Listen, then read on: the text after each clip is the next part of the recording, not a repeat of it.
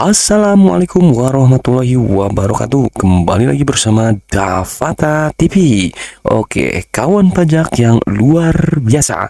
Kali ini saya akan sedikit berbagi tutorial bagaimana caranya merevisi faktur pajak keluaran atau faktur pengganti berbeda masa yang sudah terlewatkan. Teman-teman, pastinya admin pajak mengalami seperti ini. Operasi gagal. The invoice that must be generated then or equal to 1 Mei 2026. Atau di mana kawan pajak terjadinya kapan ya? Kalau untuk saya ini faktur pajak keluaran di masa April 2026. Nah, maka di sini tidak diperbolehkan untuk menerbitkan faktur pajak di masa April 2026. Kenapa tidak bisa?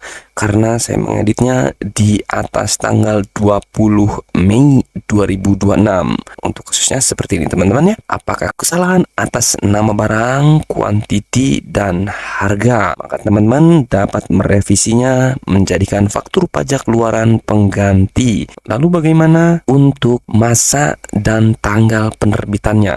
Oke, teman-teman, langsung kita ke Cortex System. Oke, teman-teman silakan masuk ke dashboard e-faktur, pilih faktur pajak keluaran. Di masa pajak, teman-teman pilih ya bulan yang sudah terlalui. Nah, untuk kasusnya, saya hendak mengganti atau merevisi isi dari faktur pajak keluaran di bulan April ya, menjadikan faktur pajak keluaran pengganti di bulan April. Pilih bulan April. Nah, ini untuk sekedar contoh teman-teman ya. Silakan teman-teman, jika case-nya di bulan bukan bulan April, berarti silakan pilih sesuai bulan kapan terjadinya transaksi tersebut. Untuk mengeditnya, teman-teman silakan pilih tanda pensil ya. Silakan nomor faktur pajak mana dan kelawan transaksi mana yang hendak teman-teman rubah atau menjadi faktur pengganti. Lihat ini di masa April 2026 ya. Edit, klik tanda pensil. Nah, maka akan dihantarkan ke dashboard seperti ini teman-teman ya, di faktur pajak keluaran. Ini tanggal faktur di 23 April 2026.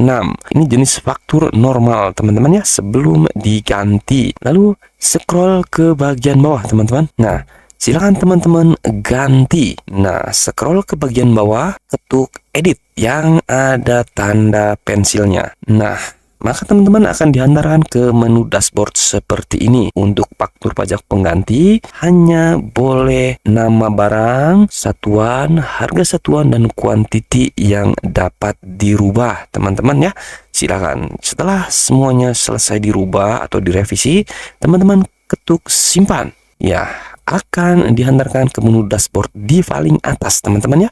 Nah, ini tanggal fakturnya akan available, tidak abu-abu seperti yang pertama teman-teman ya. Nah, di sini jenis faktur berubah.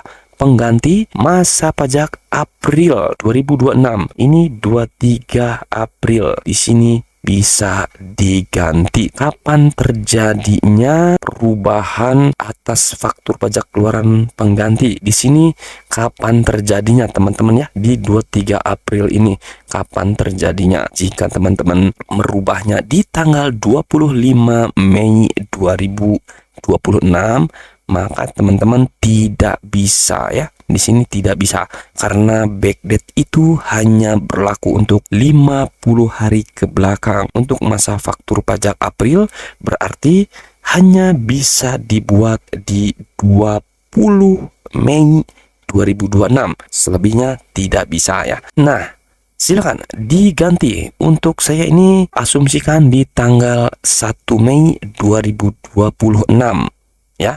Ini untuk dicatat. Ini hanya kapan terjadinya faktur pajak pengganti ya.